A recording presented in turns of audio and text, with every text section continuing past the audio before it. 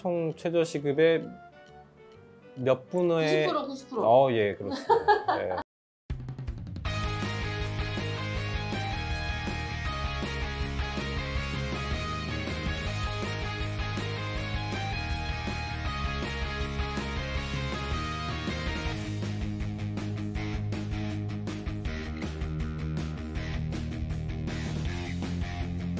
두 번째로 그 프리랜서, 예, 그런 게 있으면 실전급이라고도 이제 하는데 네. 그 프리랜서 같은 경우는 그 퍼센트로 나눠요. 그러니까 몇 대 몇 이런 식으로. 근데 그런 경우에는 어떻게 또 다른 이유일까요? 이것도 아까 그 견습생이랑 같은 관점에서 시작을 해야 되는데, 프리랜서라고 계약을 했더라도 근로자로 인정되면 그냥 근로자로서 보호받아야 되는 거거든요. 근데 프리랜서인데 정말 그야말로 우리가 이제 근로 관계가 아니라 이 사람은 이 사람의 사업을 하는 거야. 그냥 우리 사업장 안에서 같이 사업하는 거야. 그러면 당연히 이제 근로자성이 부인이 되겠죠. 근데 일단은 프리랜서라고 하더라도 지시 감독 관계, 그러니까 내가 저 사람을 지시하고 감독할 위치에 있느냐, 그리고 내 지시와 감독을 저 사람이 따라야 될 의무가 있느냐, 이게 있다면 일은 근로자로 보는 게 맞아요. 아무리 그 수익 분배를 하기로 계약을 했다 하더라도. 근데 그게 아니라 본인은 본인의 영업을 하는 거고, 근데 샵만 공유하는 거다 라면은 그러면 이제 동업으로 볼 가능성이 높고요. 그래서 이거는 실질을 따져봐야 됩니다. 형식이 아니라 실질을 따져서 이 사람이 나한테 종속됐고 이 사람은 나한테 임금을 받아서 생활하는 사람인지 아닌지를, 그 임금의 지급 방식을 뭐 6대4로 뭐 이렇게 했다고 해가지고 무조건 다 프리랜서고 근로자가 아닌 게 아니고, 그 사람이 실제로 나와의 관계에 있어서 종속된 사람인지, 그리고 내가 이 사람은 임금을 받고 생활을 하려고 지금 근로계약을 체결한 것인지, 뭐 이런 것들도 따져봐야 되고요. 실제로 프리랜서 본인 스스로 굉장히 독립적으로 사업을 운영하고 있는지 아닌지, 뭐 이런 걸 종합적으로 비춰봤을 때 근로자성이 있느냐 없느냐를 먼저 판단을 해봐야 됩니다. 그럼 간단히 설명을 조금 부탁드리면 뭐 어떤 거가 다른 거예요? 지시를 받는 입장이다, 아니면은 그냥 동업 관계다, 그 차이가 어떻게 법적으로 다른지. 근로자는 그야말로 근로자입니다. 그래서 근로기준법의 적용을 바로 받아요. 거기에 따른 많은 것들을 이제 보호받게 되죠. 아까 말씀드렸던 것처럼 부당 해고당하면 안 되는 거고요. 최저시급 이상의 급여를 항상 보장해 줘야 되는 거고요. 뭐 기타 근로자로서 권리를 다 가져가는 건데, 만약에 저 사람과 내가 근로자가 아니라 고용자와 피고용자가 아니라 그냥 우리는 같이 동업하는 계약이야. 그래서 대등한 지위에 있는 겁니다. 그래서 동업을 한다는 건 어떤 목적 달성을 위한 사업이 존재하고 그 사업을 같이 이루어낸다는 그 의사의 합치가 있어야 돼요. 그럼 이제 동업인 거고, 동업이면 사실 누가 누군가의 근로자가 되는 건 아니겠죠. 그럼 반대로 그럴 수도 있잖아요. 그 동업 관계에 있는데 그 한 사람으로 인해서 다른 한 사람이 피해를 입으면 그 피해를 보상할 수 있는 그런 법적 조치도 돼 있는 거 아니에요? 또 가능한데요. 일단 동업을, 이건 약간 이제 주제에서 조금 벗어나는 거지만 동업을 할 때 제일 중요한 건 처음에 동업계약서를 잘 써야 돼요. 그래서 그러니까 뭐든지 계약을, 그래도 나중에 가가지고 이 돈 뭐 잘 돼도 문제 안 돼도 문제라고 하는데, 잘 되면 수익 분배 어떻게 할지가 문제가 되고, 잘못되면 이 부채를 어떻게 나눌지, 위험 부담을 어떻게 나눌지 때문에 항상 갈등이 생기거든요. 그래서 그거는 초창기에 동업 계약을 좀 명백히 해서 그 계약서의 내용대로 향후 이익이나 위험을 분배하는 방향으로 가시는 게 제일 현명합니다.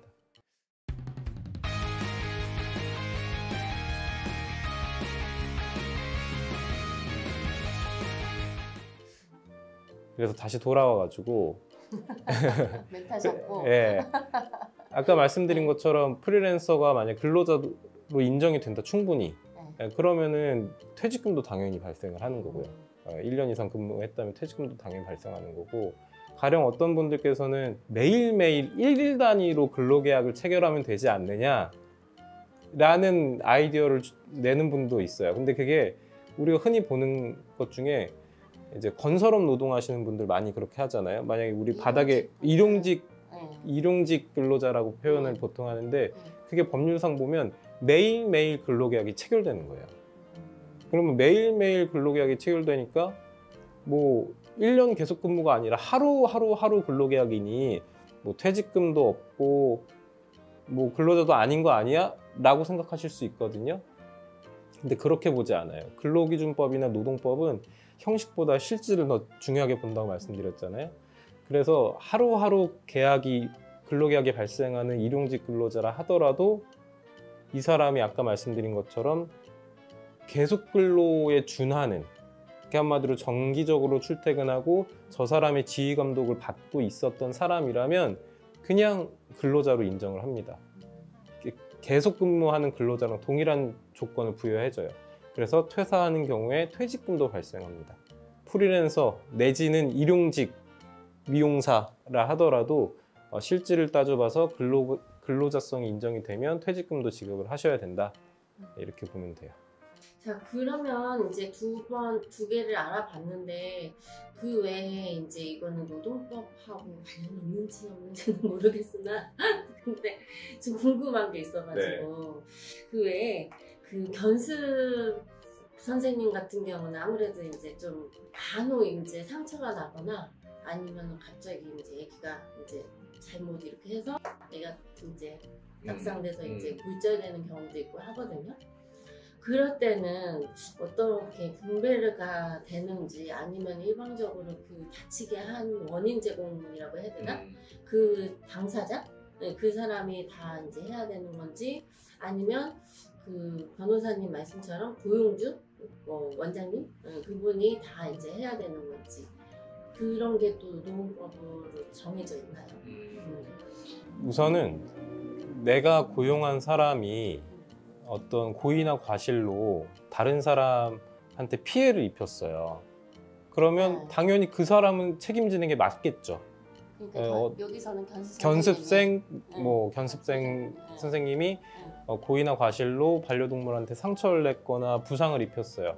그러면 그 보호자께 직접적으로 손해를 배상할 책임은 발생을 하는 거거든요. 근데 여기에서 하나 더 나아가서 사용자 책임이라는 게 있어요. 한마디로 내가 고용한 근로자가 고의과실로 다른 사람한테 손해를 입히는 경우에 사용자인 내가 그 근로자를 감독할 책임이 있거든요. 감독하고 손해가 발생하지 않도록 잘 업무 처리를 할 수 있도록 감독할 책임이 있는데 그 감독할 책임을 충분히 하지 않아서 다른 사람이 손해를 본 거다. 그러면 사용자인 나도 책임을 지게 돼 있어요.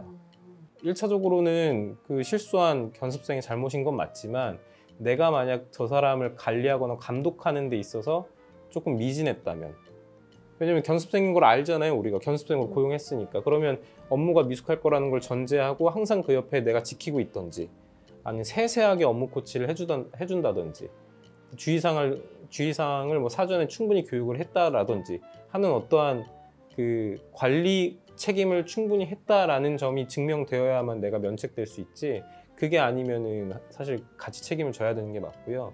그리고 동물보호법에는 양벌 규정이라는 게 있어서 학대 행위 같은 게 발생하면 견습생뿐만 아니라 그 업주, 해당 샵의 원장이 될 수도 있겠는데 아무튼 그 업주도 같이 처벌을 받도록 또 양벌 규정도 있습니다. 아니 근데 이게 참 좀 그 금액이 그러니까 돈이 이렇게 오가는 거잖아요. 그래서 만약에 진짜 그 많게는 한 100만 원 수술을 하게 되면 100만 원 뭐 그 이상도 갈 수도 있는데, 그렇게 되면은 비율 같은 분배를 어떻게, 고용주가 있고 그 견습 선생님 있잖아요. 그럼 비율은 어떻게 나눠요? 그러니까 둘 다에게 책임이 발생한다는 걸 전제하면 사실 비율은 내부적 구상관계거든요. 그래서 누구 잘못이 큰지 다 따져봐야 돼요. 딱 1도 양단으로 5대 5다 이렇게만 볼 수는 없거든요. 근데 이제 가령 정말 이건 누가 봐도 견습생의 너무나 큰 잘못이야. 내가 잠깐 눈을 판 사이에, 내가 잠깐 자리를 비운 사이에 뭐 고의로 들어가서 강아지를 학대했어.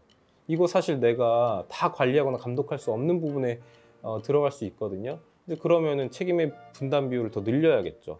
뭐 9대 1로 한다든지 8대 2로 한다든지. 근데 그거는 예, 정해진 비율은 없는 그런 거예요? 건 아니에요. 예. 그리고 이제 한 얘가 퇴사를 했는데 본인 물건을 택배로 보내달라고 그렇게 했다고 하는데 글쎄요. 그 택배로 보내줄 의무는 당연히 없어요. 예, 본인이 와서 우리의 허락을 받고 가져가면 모를까 우리가 일일이 다 택배로 보내줄 필요는 없고 사실은 또 위험 부담이 있는 게 이거 해가지고 저 사람의 물건이라고 생각되는 것들만 추려서 내가 택배에 담아서 보내줬어요. 근데 자기가 그것뿐만 아니라 이것도 있고 저것도 있는데 이건 왜 안 주시냐 라고 따져 물을 수도 있고 택배를 받았는데 물건이 파손되어 있다고 또 시비가 걸릴 수 있기 때문에 차라리 그럴 때는 시간과 날짜를 정해서 언제 오면 그때 내가 문을 열어줄 테니까 들어가서 짐을 갖고 나와라 라고 설명해 주시는 게 제일 좋아요. 아 맞아. 그 다음에 문을 열고 들어와가지고 자기 물건을 가져가는 것은 어떻게 봐야 되냐 그 질문을 했었던 것 맞아요. 같은데 그죠? 그럴 수 있거든요. 왜냐면 내가 오늘 퇴사했어요. 근데 내일이나 내일 모레 그냥 들어와서 왜냐면 비밀번호 다 알고 있으니까 그 사이에 뭐 비밀번호 바꾸진 않을 거 아니에요. 그 사이에 들어와가지고 물건을 그냥 가지고 나갔어요. 근데 그러면 사실 그건 주거 침입이나 건조물 침입에 해당할 가능성이 높아져요. 왜냐면 근로관계는 종료했죠. 더 이상 이 공간을 이제 어떤 권한이 있어서 들어올 만한 권한이 없어요. 한마디로 이 공간을 내가 문 열고 들어올 만한 어떤 권리가 없단 말입니다. 그 전까지는 가능했던 게 나는 여기 근로자니까 여기 내 삶의 터전이니까 내가 이 방실에 들어오는 것이 전혀 문제가 되지 않았지만 이제 근로관계 종료하고 뭐 더 이상 들어올 권한이 없는데 무단히 들어와서 짐을 꺼내갔다 그럼 주거 침입이 가능할 수도 있어요. 그래서 그거는 뭐 이제 근로자분들 입장에서는 좀 조심하셔야 된다. 그래서 가장 좋은 건 고용주, 피고용주 내지는 견습생과 원장님들이 일정을 잘 맞추셔가지고 조금 불편하더라도 만나서 택배로 그 짐을 챙겨서 나가시는 게 가장 합리적이고 깔끔하다. 두 분 모두에게 위험 부담이 적은 일이다. 그렇게 볼 수 있어요. 그럼 이번 시간은 여기까지 하는 걸로 하고요. 좀 하기 싫은 게 또 시간이 많네요. 그래서 이제 질문하고 이제 답변하는 게 사실 이게 핵심만 정리한다 뭐 이렇게 생각하고 저희는 하고 있는데 해보시죠. 네, 한번 해보겠습니다. 네. 자, 아까 그 수습인 근로자는 네. 3개월 기간을 정해서 총 최저시급의 몇 분의 90%. 예, 그렇습니다. 네. 그러면 네. 그럼 90%의 최저시급을 줄 수 있는 기간은 3개월이라고 했잖아요. 네. 근데 거기에 하나의 조건이 더 붙어야 됩니다. 몇 개월 이상의 근로계약을 체결할 것. 1년 이상. 1년 이상. 굉장하신데요? 그냥 밥 사고 싶으신 거 아니에요? 네. 오늘은 여기까지 하겠습니다. 네. 네, 여러분 오늘도 제가 밥을 얻어먹네요. 네.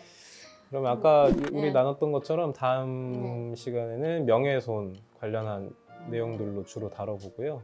그리고 또 다 보통 개인 사업을 하거나 뭐 개인 사업 안 하시더라도 사실 사람 간의 뒷담화라는 거는 뭐 항상 있는 거라 이제 그게 어느 정도 수준이 되면은 위법하거나 이제 법률적 책임을 물어야 되는지 그리고 그 정도에 이르지 않았다면 그냥 본인이 감내하고 사시는 게 더 낫다 뭐 이런 얘기들을 편안하게 한번 해보겠습니다.